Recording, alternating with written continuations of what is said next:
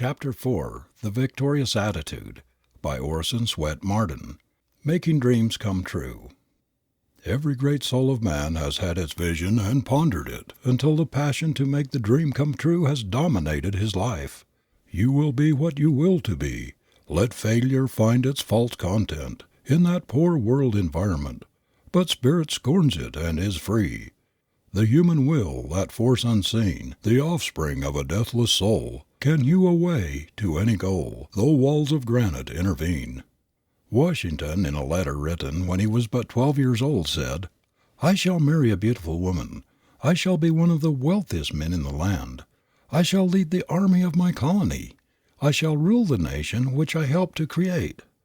General Grant, in his memoirs, says that as a boy at West Point he saw General Scott seated on his horse, reviewing the cadets, and something within him said, "Ulysses, some day you will ride in his place and be general of the army."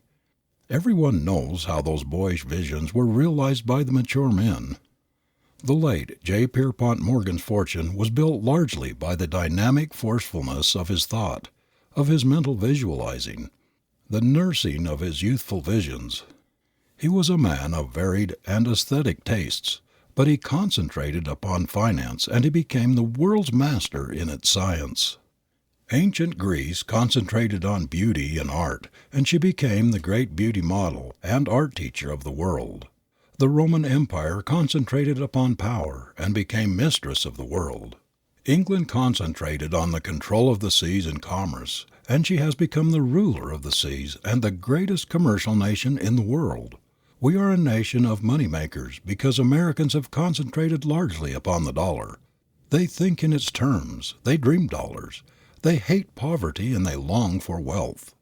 Whatever an individual or a people concentrates upon it tends to get, because concentration is just as much of a force as is electricity.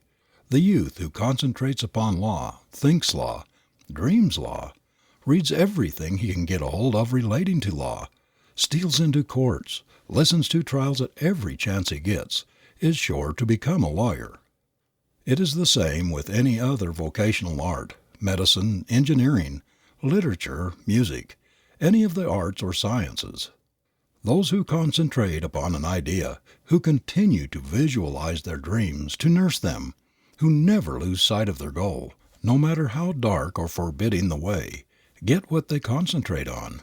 They make their minds powerful magnets to attract the thing on which they have concentrated. Sooner or later they realize their dreams. What could have kept Ole Bull from becoming a master musician? Who or what could keep back a boy who would brave his father's displeasure, steal out of his bed at night, and go into the attic to play his little red violin, which haunted his dreams and would not let him sleep? What could keep a Faraday or an Edison, whom no hardships frightened, from realizing the wonderful visions of boyhood? If you can concentrate your thought and hold it persistently, work with it along the line of your greatest ambition, nothing can keep you from its realization. But spasmodic concentration, spasmodic enthusiasm, however intense, will peter out. Dreaming without effort will only waste your power. It is holding your vision, together with persistent, concentrated endeavor on the material plane, that wins. There are thousands of devices in the patent office in Washington which have never been of any use to the world, simply because the inventors did not cling to their visions long enough to materialize it in perfection. They became discouraged. They ceased their efforts.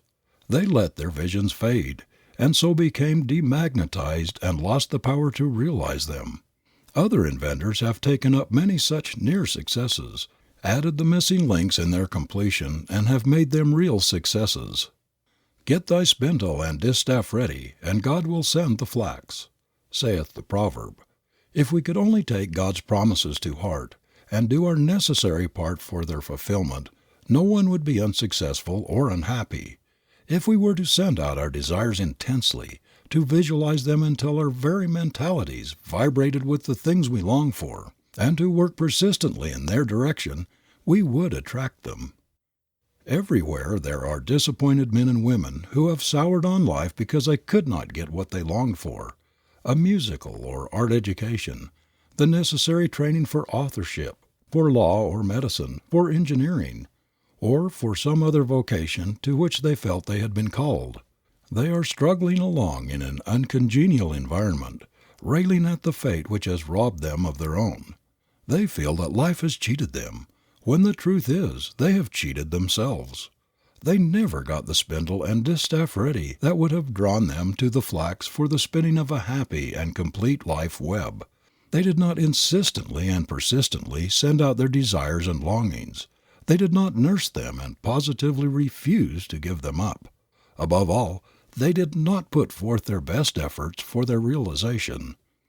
3 things we must do to make our dreams come true. Visualize our desire. Concentrate on our vision. Work to bring it into the actual. The implements necessary for this are inside of us, not outside. No matter what the accidents of birth or fortune, there is only one force by which we can fashion our life material: mind. The bee and the snake draw material from the same plant. One transmutes it into deadly poison, the other into delicious honey. The power that changes the stuff into new substance is within the bee and the snake. Of 2 boys or 2 girls in the same wretched environment, one picks up an education, trains him or herself for place and power, while the other grows up a nobody. It is all in the boy or the girl. Each has similar material to work in. One transmutes it into gold, the other into lead. 2 sailors force the same breeze to send their boats in opposite directions. It is not the wind, but the set of the sail that determines the port. The power that makes our desire our vision. A reality is not in our environment or in any condition outside of us. It is within us. There is some unseen, unknown, magnetic force developed by a long continued concentration of the mind upon a cherished desire that draws to itself the reality which matches the desire. We cannot tell just what this force is that brings out the thing we long for out of the cosmic ether and objectifies it, shapes it to correspond with our longing. We only know that it exists. The cosmic ether everywhere surrounding us is full of undreamed potencies. And the strong, concentrated mind reaches out into this ether, this sea of intelligence, attracts to its own, and objectifies the desire. All human achievements have been pulled out of the unseen by the brain, through the mind reaching out and fashioning the wealth of material at its disposal into the shapes which matched the wishes, the desires of the achievers. All of the great discoveries, great inventions, great deeds that have lifted man up from his animal existence have been wrought out of the actual by the perpetual thinking of and visualizing these things by their authors. These grand characters clung to their vision, nursed it until they became mighty magnets that attracted out of the universal intelligence the realization of their dreams. Most revolutionary inventions have evolved from a flash of thought. The sewing machine, for example, started with a simple idea, which the inventor held persistently in his mind until through his efforts the idea materialized into the concrete reality. Elias Howe used to watch his wife making garments, sewing far into the night, and it set him to thinking, questioning whether such drudgery was really necessary. As he watched her busy needle fly back and forth, he began to wonder if this same work, which it took his wife so long to do, could not be done with less labor and in half the time by some sort of mechanical contrivance. He kept nursing his idea, thinking what a splendid thing it would be if someone could relieve millions of women from this toil, which frequently had to be done at night after a day of hard work. He began to experiment with crude devices, clinging to his vision through poverty and denunciation of friends, who thought the man must be crazy to spend his time on such a fool idea. But at last his vision materialized into a marvelous reality, a perfected machine which has emancipated the women of the world from infinite drudgery. The idea of the telephone was flashed into the mind of Professor Alexander Bell by the draw of a string through a hole in the bottom of a tin can, by means of which he found that the voice could be transmitted. The idea took such complete possession of the inventor that it robbed him of sleep and for a time made him poor. But nothing could rob him of his vision or prevent him from struggling to work it out of the visionary stage into the actual.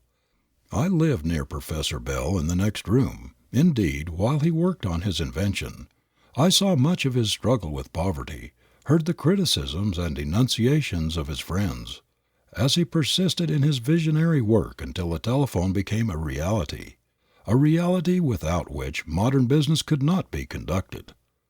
All of Edison's inventions, those of every inventor, have been wrought out of the same principle that gave us the sewing machine and the telephone. They all started in simple ideas, in dream visions which were nursed and worked into actualities. According to Darwin, the desire to ascend into the heavens preceded the appearance and development of the eagle's wings. It is said our different organs and functions have been developed from a sense of need of them, just as the wings of the eagle developed from a desire to fly. The brain cells grow in response to desire. Where there is no desire, there is no growth. The brain develops most in the direction of the leading ambition, where the mental activities are most pronounced. The desire for a musical career, for instance, develops the musical brain cells. Business ambition develops that part of the brain which has to do with business, the cells which are brought into action in executive management, in administering affairs, in money making. Whenever we make our demand upon the brain by desire, that part responds in growth. For years a poor country boy builds air castles of his future. He visualizes the great mercantile establishment over which he is to preside. The ridicule of his family and of young companions cannot daunt him or blur the bright vision he sees away in the distance. He continues to nurse his vision, and behold, out of the unknown, unexpected resources come, and soon he finds himself an office boy in a great mercantile house in the city of his dreams. He watches everything with an eagle eye. He absorbs information and ideas. He is alert, active, energetic, resourceful, and in a few months he is promoted, and then again promoted. He attracts the attention of the head of the establishment, who calls him into his private office, tells him that he has had his eye on him for many months and that he believes he is the youth he has been looking for to manage the business. He gives him a little stock. The business prospers still further under his management, and in a few years the new manager is made a full partner in the house which he entered as an office boy. This is the flowering out of his dream, the objectifying of his vision, the matching with reality his youthful longings. His brain has been continually developing along the line of his vision, drawing to him the material to make it real. A poor girl, the daughter of humble people in Maine, who thought that to become a public singer was an unforgivable sin, could not in the beginning see any possible way to realize the dream she held in secret, but she kept visualizing her dream, nursing her desire, and doing the only thing for its realization her parents would allow, singing in a little church choir. Gradually the way opened, and one step led to another, until the little Maine girl became the famous Madame Nordica, one of the world's greatest singers. No matter if you are a poor girl away back in the country, and see no possible way of leaving your poor old father and mother in order to prepare for your career, don't let go of your desire. Whether it be music, art, literature, business, or a profession, hold on to it. No matter how dark the outlook, keep on visualizing your desire, and light and opportunity will come to enable you to make it a reality. Whatever the Creator has fitted you to do, He will give you a chance to do, if you cling to your vision and struggle as best you can for its attainment. Think of the Lillian Nordicas, the Lucy Stones, the Louisa Alcotts, the Mary Lyons, the Dr. Anna Howard Shaws, the thousands of women who were hedged in just as you are, by poverty or forbidding circumstances of some sort, yet succeeded in spite of everything in doing what they desired to do, in being what they longed to be. Take heart and believe that God has given you also all implements divine to shape the way to your soul's desire. If you are a boy on a farm and feel that you are a born engineer, yet see no possible way to get a technical education, don't lose heart or hope. Get what books you can on your specialty, Cling to your vision. Push out in every direction that is possible to you. It may take years, but if you are true to yourself, your concentration on your desire, your pushing toward it, will open a door into the light, and before you know it you will be on the road to your goal. The Washingtons, the Lincolns, the Faradays, the Edisons, the men who have done most for their country and for humanity have had to struggle as hard as you are struggling to attain their heart's desire.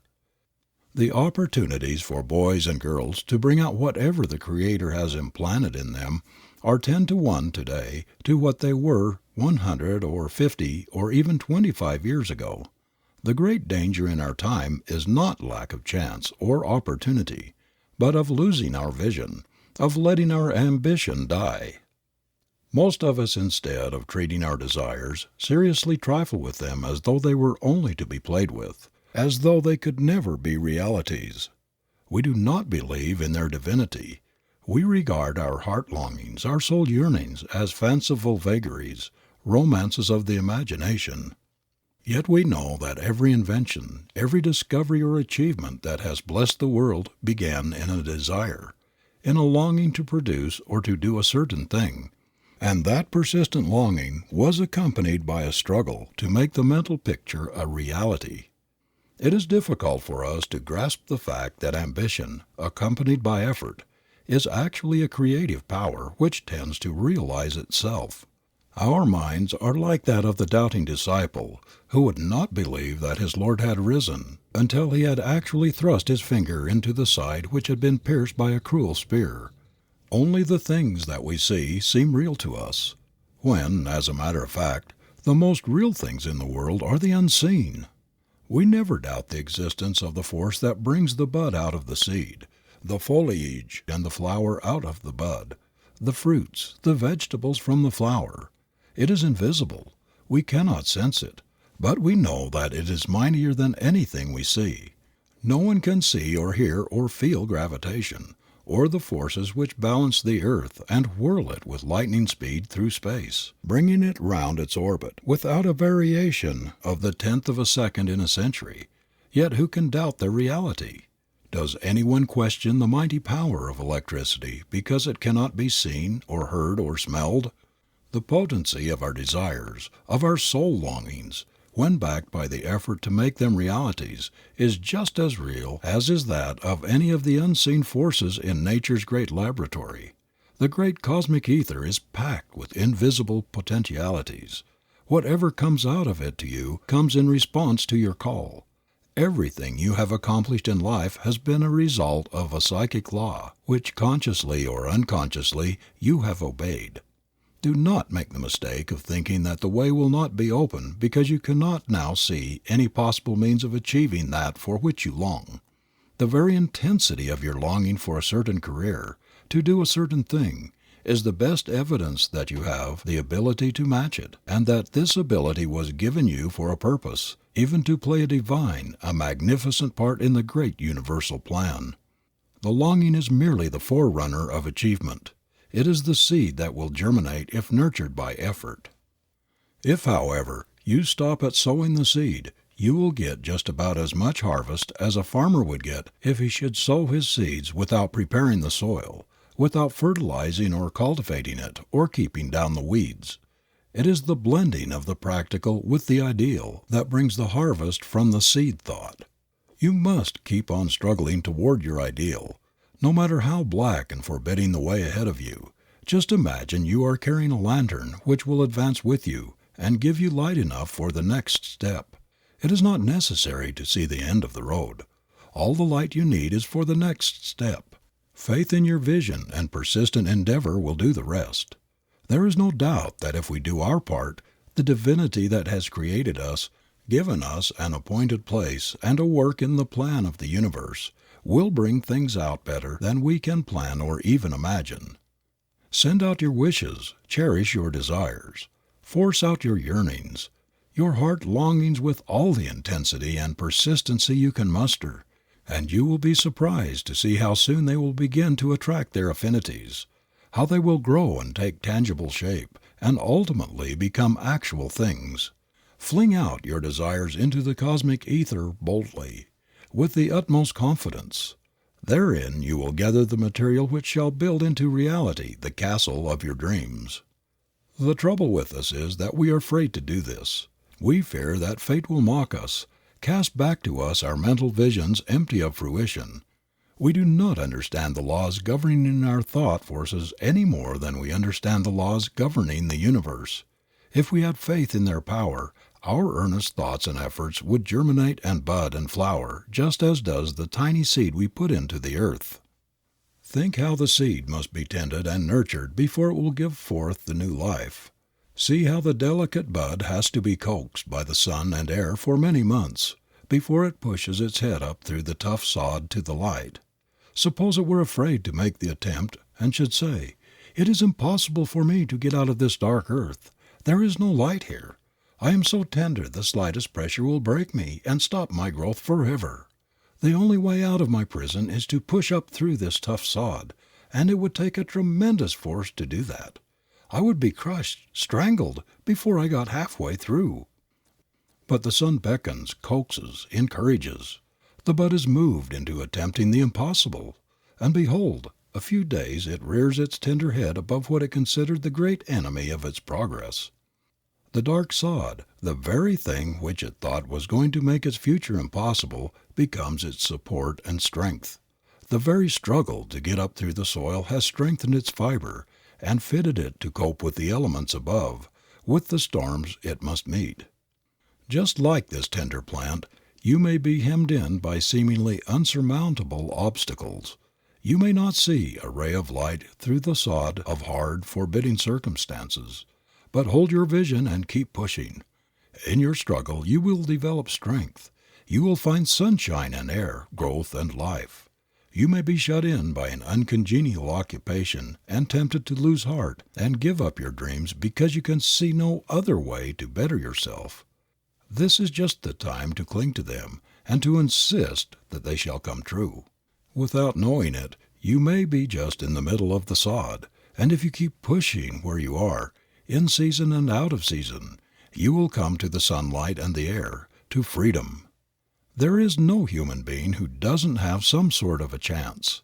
If your present position cramps you, if it does not give you room to express yourself, you can make room by filling it to overflowing, by doing your work as well as it can be done, by keeping your mind steadfastly fixed on the ladder of your ascent. In your mind you make the stairs by which you ascend or descend. Nobody else can do it for you. The master key which will unlock that cruel door that keeps you back is not in the hand of fate. You are fashioning it by your thoughts. Your next step is right where you are, in the thing you are doing today. The door to something better is always in the duty of the moment. The spirit in which you do your work, the energy which you throw into it, the determination with which you back up your ambition, these, no matter what opposes, are the forces that unlock the door to something better.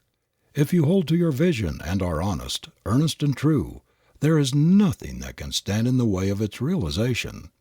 I have never known a person who was dead in earnest in his efforts to gain his heart's desire who has not finally reached his goal. No great, insistent, persistent, honest longing backed by downright hard, conscientious work ever comes back empty-handed. Desire is at the bottom of every achievement. We are the product of our desires. What we long for, strive for, the vision we nurse, is our great life shaper, our character molder. Very few can realize the close coordination which exists between their visions, their mind pictures, and the actual accomplishments of their career. If I were asked to name the principal cause of the majority of failures in life, I should say it was the failure to understand this, to grasp the relation of thought to accomplishment. The gradual fading out of one's dreams, the losing of one's vision may be traced to this cause. When we first start out in life we are enthusiasts. Our vision is bright and alluring, and we feel confident we are going to win out, that we shall do something distinctive, something individual, unusual. But after setbacks and failures we lose heart, and faith in our vision dies. Then we gradually awaken to the fact that our ambition is beginning to deteriorate. It is not quite as sharply defined as formerly. Our ideals are a trifle dimmed, our longings a trifle less insistent. We try to find reasons and excuses for our lagging efforts and waning enthusiasm. We think it may be due to overwork, because we are tired and need a rest, or because our health is not quite up to standard, and that by and by our former intense desire to realize our dreams will return. But the whole process is so insidious that before we realize it, our fires, for lack of fuel, are quite burned out. Our grip on our vision was not strong enough. We did not half understand its mighty power, when firmly and persistently kept in mind, to help us to our goal. What we get out of life depends very largely on fidelity to our visions. If we believe in them, we will not let them die for lack of nursing. If we really have ability to match them, and are not self-deceived by egotism, petty vanity and conceit, no misfortunes, no failure of plans, no discouragements, no obstacles, nothing in the world can separate us from them. We will cling to them to our dying day. The man who believes in his life vision, who is not a mere egotist or idle dreamer, who sees in his desire a prophecy of something which he is perfectly able to make come true. He is the man who has ever made the world move. He flings his life into his effort to match his vision with its reality.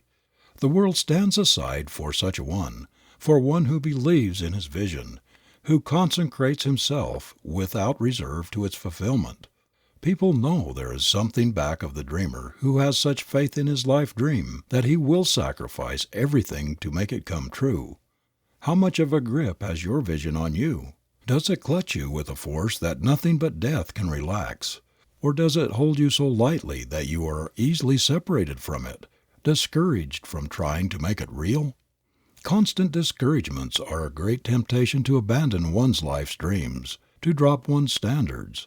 One's vision is apt to become blurred in passing through great crises, in periods of general depression, in times of financial stress. But this is really the test of a strong character, that he does not allow obstacles to divert him from his one aim. The man who is made of the stuff that wins hangs on to his vision, even to the point of starvation, for he knows that there is only one way of bringing it down to earth, and that is by clinging to it through storm and stress, in spite of every obstacle and discouragement. Never mind what discouragements, misfortunes, or failures come to you. Let nobody, no combination of unfortunate circumstances destroy your faith in your dream of what you believe you are made to do. Never mind how the actual facts seem to contradict the results you are after. No matter who may oppose you or how many others may abuse and condemn you, cling to your vision, because it is sacred. It is the God urge in you. You have no right to allow it to fade or to become dim. Your final success will be measured by your ability to cling to your vision through discouragement. It will depend largely upon your stick-to-itiveness, your bulldog tenacity. If you shrink before criticism and opposition, you will demagnetize your mind and lose all the momentum which you have gained in your previous endeavor. No matter how black or threatening the outlook, keep working, keep visualizing your life dream, and some unexpected way will surely open for its fulfillment. Put out of your mind forever any thought that you can possibly fail in reaching the goal of your longing. Set your face toward it. Keep looking steadfastly in the direction of your ambition, whatever it may be. Resolve never to recognize defeat, and you will by your mental attitude, your resolution, create a tremendous force for the drawing of your own to you. If you have the grit and stamina to stick, to persevere to the end, if you persistently maintain the victorious attitude toward your vision, victory will crown your efforts. End of Chapter 4. Chapter 5. The Victorious Attitude by Orison Swett Marden. A New Rosary. There is a great significance in that passage in St. Mark. All the things whatsoever ye pray and ask for, believe ye have received them, and ye have. We are bidden to believe that what we wish has already been fulfilled, that if we take this attitude we shall obtain our desire. The benefit we derive from prayer is the harmonizing, poising, balancing of our own mind, putting ourselves into closer communion, into a more vital connection with the Divine Mind, through which we receive a larger supply of our Father's blessings. Prayer is the opening up of the pinched supply pipes of the mind, which shut out the divine inflow. It is the letting into our lives greater abundance from the unlimited supply which continually flows from the source of all sources. "Mary," said a young girl to a Catholic friend, "why do you carry that rosary everywhere, and what possible good does it do you to count those beads over and over?" "Oh," said Mary, "I never could make you understand what a comfort this rosary is to me. When I am tired out or blue or discouraged about anything, or when I long very much for something that it seems impossible I should ever get, I take my rosary and begin to pray. Before I have gone over half of its beads, everything is changed. The tired, discouraged feeling is gone. Or if I have been asking for something I long to have, it doesn't seem nearly so far away as before. And I know that if I don't get just what I ask for, I'll get something better." Those who are too narrow-minded or too prejudiced to see anything good in a creed which is not their own often sneer at the Catholic custom of saying the rosary. To them it is only superstition, nonsense, to repeat the same prayer over and over. These people do not understand the philosophy as well as the religion underlying this beautiful old custom. They do not know the power that inheres in the repetition of the spoken word and in the influence of the thought expressed. Anyone can prove this for himself or herself. It isn't necessary to get a rosary made of beads. You can make your own, an intangible but very real rosary. And if you say it over, not once or twice a day, but over and over many times, and especially before retiring at night, you will be surprised at the wonderful results. Is it a fault that you wish to correct? Is it a talent or gift you desire to develop and improve? Is it money or friends, an education, success in any enterprise? Is it contentment, peace of mind, happiness, power to serve, power in your work? Whatever it is you desire, make it a bead in your rosary. Pray for its accomplishment. Think of it. Work for its fulfillment, and your desire will materialize. There are many ways of praying. All our prayers are not vocalized petitions to the Almighty. They are also our inspirations, the aspirations of the soul to be and to do. Desire is prayer.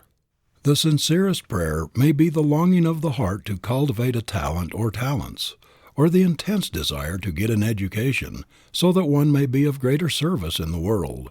That which we dream of and struggle to attain, our efforts to make good, these are genuine prayers. When Jane Addams, as a little girl, longed for the power to lift up other little girls and make them happy, when she dreamed of a time when she could be grown up and doing a great work in the service of humanity, she was praying. She was even then laying the foundations of Hull House, and the Hull House of today is an answered prayer. Her whole life from childhood up was a prayer, because it was a preparation for a great and noble work. When the child, Frances Willard, longed and dreamed in her remote Wisconsin home, she was praying and building as surely as in her later years when she was the moving power of the great organization she had brought into being. "I always wanted to react on the world about me to my utmost ounce of power," she said, in telling of her early life and aspirations. "Lying on the prairie grass and lifting my hand toward the sky, I used to say in my inmost spirit, 'What is it? What is the aim to be, O God?'" Such noble heart yearnings are, in the truest sense, prayers. The uttered prayer clothed in beautiful language, that which is delivered in the pulpit to be heard of men, may not be a real prayer at all. The collective prayer of the congregation may be a mockery. I have often been in churches where people were repeating prayers automatically, while looking all about the auditorium, watching other people, mentally occupied, while their lips moved in a so-called prayer, in noticing what they wore and how they looked. There is no real praying in such a performance as this. It is not soul expression, not heart talking. It is mere parrot talking. All mechanical mumbling of prayers in our church services is an insult to the Creator, who does not hear prayers which do not come from the heart. Prayer is the heart's sincere desire. What we long for and hope for, we pray for by our very longing and hope. The real prayer may be struggling in the heart without words. It may be a noble desire, a heart longing which no language can express. It may be voiceless or it may not. But the true prayer always comes from the heart, and it is always answered. A remarkable illustration of this is afforded in a story told by John Wesley. He was once riding through a dark wood, carrying with him a large sum of money entrusted to his safekeeping. All at once a sense of fear came over him, and dismounting from his horse, he offered up a prayer for protection. Years afterward, Wesley was called to see a dying man. This man told the preacher that at the time he had passed through the wood, so many years before, he, the robber, had been lying in wait to rob him of the money he carried. He told Wesley that he had noticed him dismounting and how, on his remounting and resuming his journey, the appearance of an armed attendant riding beside him had so filled him with awe and a great fear that he had abandoned his purpose. Balzac said truly, "When we are enabled to pray without weariness, with love, with certainty, with intelligence, we find ourselves in instant accord with power, and like a mighty roaring wind, like a thunderbolt, our will cut its way through all things and share the power of God." Everybody prays because everybody hopes and desires, has longings and yearnings which he hopes will be realized. In a sense, the atheist, the agnostic, the unbeliever, although they may not know it, pray just as much as do believers, for every longing of the heart, every noble aspiration is a prayer. We pray as naturally as we breathe, for the desire of a better, nobler life, for grander and higher attainment, is an unconscious prayer. Prayer is really our heart hunger for oneness with the divine, with the eternal. It is the union of the soul with its Maker. It is literally what Phillips Brooks described it to be, the sluice gate between God and the soul. Many people mistake the very nature of prayer and complain that it is of no use to pray because their prayers are never answered. The reason is clear and is admirably expressed in Irving Bachelor's pithy verses on faith. "Now, don't expect too much of God. It wouldn't be quite fair. If for anything you wanted you could only swap a prayer, I'd pray for yours, and you for mine, and Deacon Henry Hosper. He wouldn't have a thing to do but lay abed and prosper. If all things come so easy, Bill, they'd have but little worth, and someone with a gift of prayer 'ud maybe own the earth. 'Tis the toil you give to get a thing, the sweat and blood and care, that makes the kind of argument that ought to back your prayer. If your prayers come back to you unanswered, it is because they are not backed by the conditions on which the answer to prayer depends, faith and work. You don't get the thing you pray for either because you don't really believe you will get it, or you don't back your prayer with the necessary effort, or because you fail in both requisites. To pray for a thing and not work for it, not strive and do our level best to obtain it, is a mockery. To ask God to give us that which we long for, but are too lazy to help get ourselves, is begging. In answer to our prayers and longings and efforts, we get that which we call out of the universal supply, which is everywhere. Every day some prayer is made visible. Something is wrought out of the invisible, manifested in the actual by those two mighty instruments, prayer and work. But if you think your stumbling block will be removed, or your desire realized without raising a finger to help yourself, you may pray until doomsday without ever getting an answer. Prayer without faith is of no avail, and faith without work is a barren virtue. In the second stanza of a little poem entitled God's Answer, Ella Wheeler Wilcox gives us the answer to the plight of the discouraged, unsuccessful soul who cries that his prayers are not heard, and that no hand is stretched out to lead him to the heights he would attain. Then answered God, 3 things I give to thee, clear brain, brave will, and strength of mind and heart, all implements divine to shape the way. Why shift the burden of the toil on me? Till to the utmost he has done his part, with all his might let no man dare to pray. The answers to your prayers is right inside of yourself. They are answered by your obeying the natural as well as the spiritual law of all supply. If you don't do your part in the actual working world down to the minutest detail, your prayer is bound to come back to you unanswered. Everything in the universe has its price, a perfectly legitimate one. You can realize what you desire if you are willing to pay the price, and that is honest, earnest, persistent effort to make it yours. The Creator answers your prayer by fitting you to answer it yourself, by enabling you to put into practice the law of demand and supply, the fundamental principle on which answer to prayer is based. You must put yourself in absolute harmony with the thing you pray for. It cannot be forced. You must attract it. Answer to prayer comes only to a receptive mind in a positive condition, that is, in a condition to create, to achieve. The law of affirmation and the law of prayer are one and the same. Affirm that which you wish for, work for it, and it will be manifest in your life. Affirm it confidently, with the utmost faith, without any doubt of what you affirm. Say to yourself, I am that which I think I am, and I can be nothing else. But if you affirm, I am health, I am prosperity, I am this or that, and do not believe it, you will not be helped by affirmation. You must believe what you affirm. You must constantly strive to be what you assert you are, or your affirmations are but idle breath. Make yourself a new thought rosary, not a set of formal prayers, but an original one whose beads shall be your heart's aspirations, your desires to evolve the strong, radiant, successful, happy man or woman the Creator has involved in you.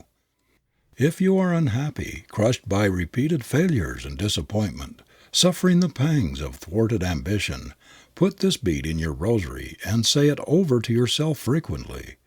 The being God made was never intended for this sort of life. Mary or John, addressing yourself by name. God made you for success, not failure. He never made anyone to be a failure. You are perverting the great object of your existence by giving way to discouragement, going about among your fellows with a long, sad, dejected face, as though you were a misfit, as though there were no place for you in this great glad world of abundance. You were made to express gladness, to go through life with a victorious attitude, like a conqueror. The image of God is in you. You must bring it out and exhibit it to the world. Don't disgrace your Maker by violating His image, by being anything but the magnificent man or woman He intended you to be. Back up every bead or prayer you put in your rosary by an action during the day. Otherwise you might as well save yourself the trouble of stringing your beads. For 'tis the toil you give to get a thing, the sweat and blood and care, that makes the kind of argument that ought to back your prayer. Don't be afraid of thinking too highly of yourself, not in the egotistical sense, but because, the Creator having made you in His image, you must have inherited divine qualities, omnipotent possibilities. It is an insult to God to depreciate what He has made and has pronounced good. If you are a victim of timidity, of self-depreciation, afraid to say your soul is your own, if you creep about the world as though you thought you were taking up room which belonged to somebody else, if you shrink from responsibility, from everything which draws attention to yourself, if you are bashful, timid, confused, tongue-tied, when you ought to assert yourself, turn to your rosary and add another bead. Say to yourself, I am a child of the King of Kings. I will no longer suffer this cowardly timidity to rule me, a Prince of Heaven. I am made by the same Creator who has made all other human beings. They are my brothers and sisters. There is no more reason why I should be afraid to express what I feel or think before them than if they were in my own family. I have just as much right on this earth as any potentate, as much right to hold up my head and assert myself as any monarch. I am my Father's heir, and I have all the rights of a prince. I have inherited the wealth of the universe. The earth and the stars and the sun are mine. I will quit this everlasting self-depreciation, this self-effacement, this cringing habit of forever appearing to apologize for being alive. It is a crime against my Maker and myself. Henceforth, I shall carry myself like a prince. I shall act like one, and will walk the earth as a conqueror. I will let no opportunity pass today for assuming any responsibility which will enlarge me, for expressing my opinion, and for asserting myself whenever and wherever necessary. The specter of this shadow of self-depreciation which has held me back so long, which has darkened my path in life, must go, for I shall walk henceforth with my face toward the sun, so that the shadows of life will fall behind me, and not across my path as before. I am going to face life with a self-respecting, victorious attitude, with a hopeful outlook, for I know that I am victory organized. Hereafter I am going to think more of myself. I am not going to put myself on the bargain counter any longer by going around as though I had a skim milk opinion of myself. No more of the poorhouse attitude of inferiority for me. I know that I was born for victory, born to conquer. I am going to win out in this great inspiring game of life. If you feel that you lack initiative, if you are not a self-starter, boldly assert the opposite and add the assertion to your rosary. Stoutly affirm your ability to begin things, do them as well as they can be done, and to push them through to a complete finish. Learn to trust the God in you. This trust is a divine force which will carry you through. Never again allow yourself to harbor thoughts of your inferiority or deficiency. Say to yourself, I am going to assert my manhood or womanhood and stand for something. I am going to be a force in the world and not a weakling. I was made to make my life a masterpiece and not a botch. I was created for a great end, and I am going to realize that end. There are forces inside of me which, if aroused and put into action, would revolutionize my life, and I am going to get control of them, to use them.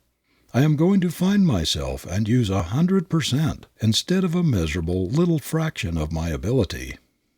If you are obsessed with the idea that you are not as bright, that you have not as much ability as most other people, if you have been called dull, dense, stupid by your parents and teachers, until you have lost confidence in yourself, if you have been dwarfed by the suggestion of inferiority, either through what others have said to you or the thought you have held of yourself, you must change all of this. You must assert your ability and hold tenaciously the ideal of the able, efficient man or woman you long to be, and that it is in you to become. You must not only affirm your power to be that which you wish, but you must replace the picture of your inferiority with the ideal of wholeness, of completeness, of the man or woman the Creator intended you to be. Cling to this ideal of yourself, assert your superiority, and you will soon drive out the dwarfed, inferior, defective image which others or your own false thoughts have established in your subconscious. Holding the truth, the perfect ideal in mind will give you confidence, assurance to do the thing you are capable of doing. Thousands of students have failed to pass examinations, not because of inability to answer test questions, but because of fear, loss of self-confidence engendered by the blighting suggestion of inferiority. This is especially true of high-strung, sensitive natures. If you brood over the failure suggestion, if you visualize an inferior picture of yourself, you will become obsessed with the failure idea, with the thought of your inefficiency, and make it well nigh impossible for you to succeed in any undertaking.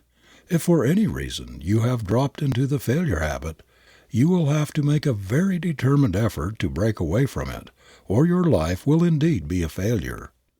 I know a young man who is both efficient and ambitious, but when the opportunity for which perhaps he has been working a long time comes, he wilts. His courage fails, and he does not feel equal to it. He can see how somebody else can do the thing required, but he fears it is too much for him. He has never done anything like it before, and he is afraid to make the attempt because he might fail. Now, if you feel this way about yourself, just add another bead to your rosary, cut "I can't" out of your vocabulary and substitute "I can," for he can who thinks he can. Napoleon, one of the greatest achievers the world has ever seen, hated the word "can't," and would never use it if it could be avoided.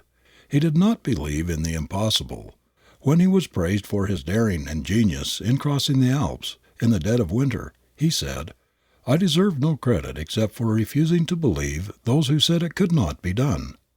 Did you ever think that every time you say "I can't," you weaken your confidence in yourself and your power to do things? Did you ever know a person who has a great many "I can'ts" and excuses in his vocabulary to accomplish very much? Some people are always using the words, "Oh, I can't do that. I can't afford this. I can't afford to go there. I can't undertake such a hard task. Let somebody else do that." These negative assertions undermine power. Have nothing to do with them. In all questions of achievement, let your rosary deal in affirmations. Instead of "I can't," say "I can," "I must," "I will." Begin what you fear to undertake, and half its difficulties will vanish. If you are vexed, worried, and, like Martha, troubled about many things, if you are suffering from all sorts of discord, if you are not feeling well, you will get great comfort from turning to your rosary and repeating some of the blessed biblical promises. "Neither shall any plagues, discord, or harm come nigh thy dwelling. This is the promise to him that dwelleth in the secret place of the Most High. I will restore health into thinking, and I will heal thee of thy wounds. He that dwelleth in the secret place of the Most High shall abide under the shadow of the Almighty. The Lord is my refuge, my fortress. In him I will trust. Thou shalt not be afraid of the terror by night, nor for the arrow that flieth by day.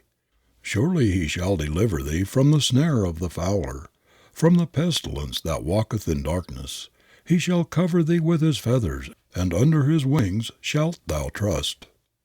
The contemplation of God and the frequent repetition of these beautiful biblical passages will increase your faith and your consciousness of oneness with the Infinite. Make it a rule never to affirm your health, your success, or yourself what you do not wish to be true. Don't say that you feel rocky, that you are used up, played out, that you feel miserable, that you don't feel like doing anything. Never tell people of your aches and pains, for every repetition means etching the black pictures of these conditions deeper and deeper into your consciousness. Instead of thus intensifying them, say to yourself, "The power that created and that sustains me every instant of my life, repairs, renews, restores, cures me. I am health, I am vigor, I am power, I am that which I think I am." Refuse to see or to hold for an instant an imperfect, discordant sin or disease marred image of yourself. Do not harbor a suggestion of your inferiority, physically or mentally. Always picture yourself as a great, strong, splendid man or woman, clean, true, beautiful, a sublime specimen of humanity. Do not allow yourself to harbor a thought of physical or mental weakness. Think health, power, perfection at every breath. Persist in holding the thought of yourself as you long to be, the ideal which your Creator saw ahead of you when He fashioned you. Cling to your vision of health without taint, weakness, or defect. Have you a hair-trigger temper, and do you fly all to pieces over the least provocation, starting raging fires in your brain that are as destructive to your mental and physical forces as are the great forest fires to the vast tracts of territory over which they sweep? If you have, you are minimizing all your powers and seriously endangering your success, your happiness, your life itself. Ask Sing Sing what the hot tempers, the fires of uncontrolled anger, of jealous rage, of revenge, of hate, of all the explosive passions have done. Ask the poorhouses, the insane asylums, the morgues. Ask the records of human wreckage everywhere what the fruits of uncontrolled passions of every sort are. Anger, whatever its cause, is temporary insanity. Are you in the habit of losing your temper, of flying into a rage over trifles? If you could only see what a miserable spectacle, what a fool exhibition you make of yourself on such occasions, when you go all to pieces and rave like a madman because you miss your train, or because you think someone insults you, when you step down from the throne of your reason and let the brute sit there and rule in your place, you would be so chagrined and mortified that you would leave nothing undone to rid yourself of your fault. Why, nothing could hire you, when in your right mind, to make such a ludicrous and contemptible exhibition of yourself. You only do it when under the stress of angry passion, when shorn of your power by this temporary insanity. To retain self-control, mental poise, equanimity under all provocations, great or small, is an index of a fine, strong character. It is a triumph of strength over weakness, of greatness over littleness. The habit of conquering ourselves is the habit of victory. It strengthens all the faculties. You can bring this great force of control to your aid by calling on the divinity within you, by asserting your oneness with the divine who is eternal calmness. Say to yourself, God's image is in me. I am of divine lineage. I was not intended to be passion's slave. It is not unworthy of a real man, of a real woman, to be the plaything of temper, or any sort of explosive tearing down passion. There is something divine in me, and I will not allow my lower nature to get control. The constant affirmation of your oneness with your Creator, with the One, will give you a wonderful sense of power, and will help you to overcome every handicap. But you must be very positive, very insistent and persistent in your affirmations. No matter what fault you are trying to overcome, or what good quality you are anxious to acquire, there must be no weakness, indecision, or vacillation in your affirmations or your efforts. If you are cursed with the fatal habit of indecision, if you are a weak vacillator, always taking things up for reconsideration because you are not quite sure that you have done the right thing, if you allow yourself to waver, to doubt the wisdom of your decision, you will be incapable of ever, under any circumstances, arriving at an intelligent conclusion. You can cure the curse of indecision by asserting your power to see clearly. Think quickly and act decisively. If you are in doubt as to what career to choose, if you hesitate in regard to what course you should take in any difficulty, which of 2 or 3 paths you should follow, whatever your problem may be, ask for light and the divine power within will come to your aid and guide you aright. Repeat the I am in every instance. I am positive. I can decide vigorously, firmly, finally. Resolve every morning that you will, during that day, decide things without possibility of recall or reconsideration. First go over the matter to be decided very thoroughly and carefully. In making your decision, use the best judgment at your command and then close the incident. You will secure yourself against vacillation by refusing, after it is thus closed, to wonder whether you have done the wisest thing, by resisting every temptation to open the matter for reconsideration. If you feel that you are a coward somewhere in your nature, you can strengthen this deficient faculty wonderfully by holding the courageous ideal, by thinking and reading about heroic people and things, holding the thought of fearlessness, that you are God's child, that you are not afraid of anything on the earth. Study the stories of heroic lives. Think, act, live the heroic thought. Say, I am a son of God, and I was never made to cower, to slink, to be afraid. Fear is not an attribute of divinity. I am brave, courageous. I am a conqueror. If you are suffering with poverty disease, if your whole life has been stunted by poverty, saturated with poverty-stricken thoughts and convictions, if you have been heading towards the poverty goal, just turn about face and put the law of abundance into operation. Face towards prosperity and success instead of poverty and failure. All the good things you need are yours by inheritance. Claim them, expect them, work for them and pray for them, and you will realize them in your life. Make this last stanza of Ella Wheeler Wilcox's splendid little poem, Assertion, a new bead on your rosary. Repeat it frequently and work cheerfully, confidently, courageously toward its fulfillment. I am success, though hungry, cold, ill-clad. I wander for a while, I smile and say, it is but for a time, I shall be glad. Tomorrow, for good fortune comes my way. God is my Father, He has wealth untold. His wealth is mine, health, happiness, and gold.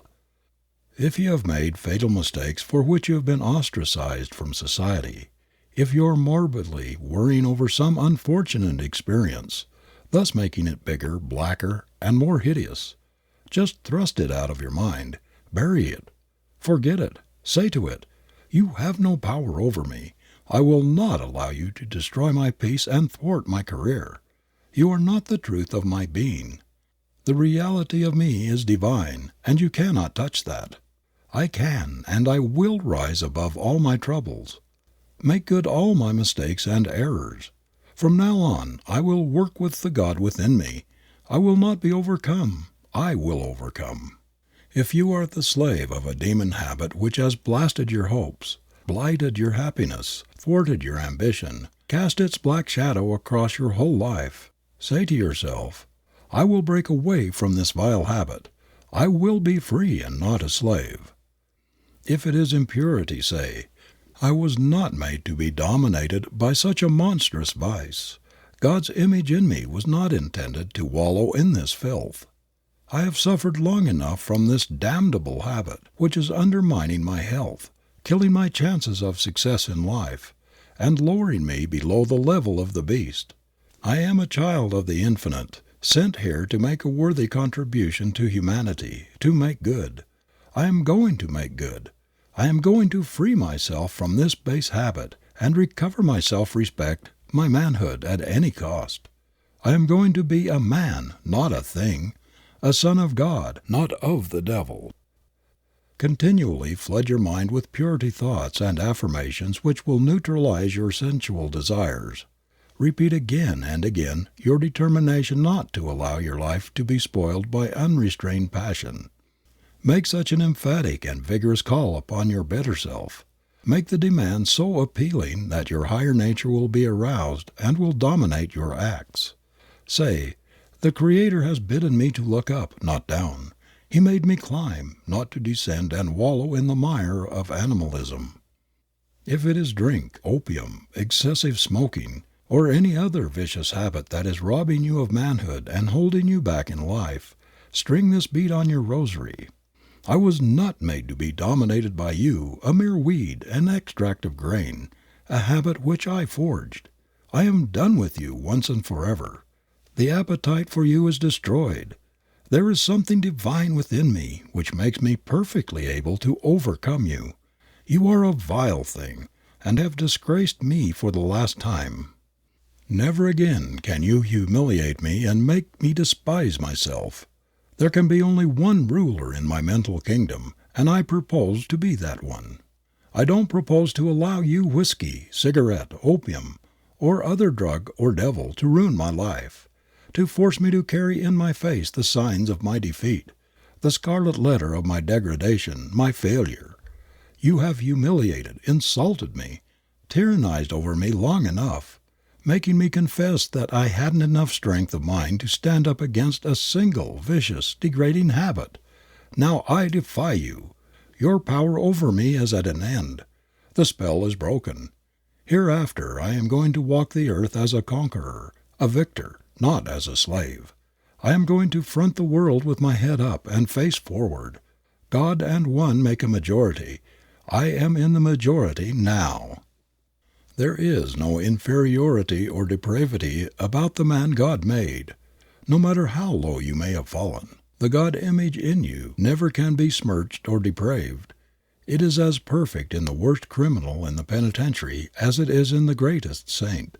There is something in every human being that is incontaminable, something which is never sick, never diseased, and which never sins.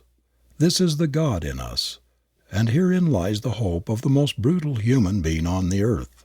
There is something in him that is divine, sinless, immortal, the God in him which when called will instantly rush to his aid.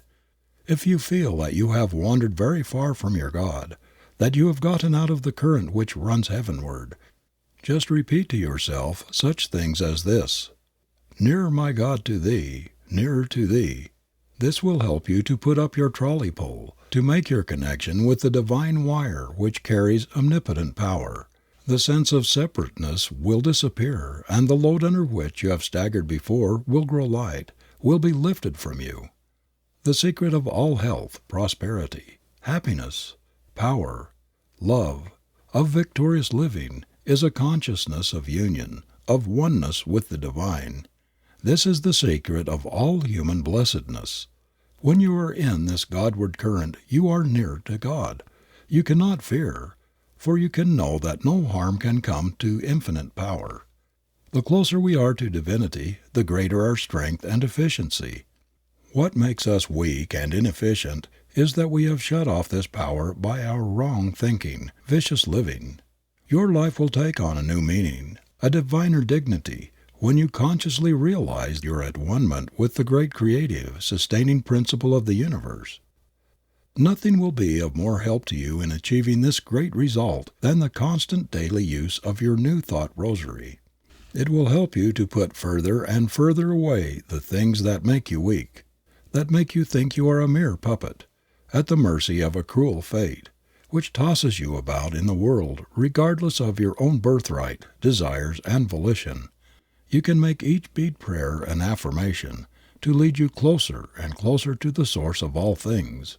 Whether it be the overcoming of a vicious habit, the strengthening of some defect or deficiency, the getting away from poverty and despair, whatever you desire, you can repeat your affirmation concerning it, silently if with others, audibly when you're alone, until it becomes part of you.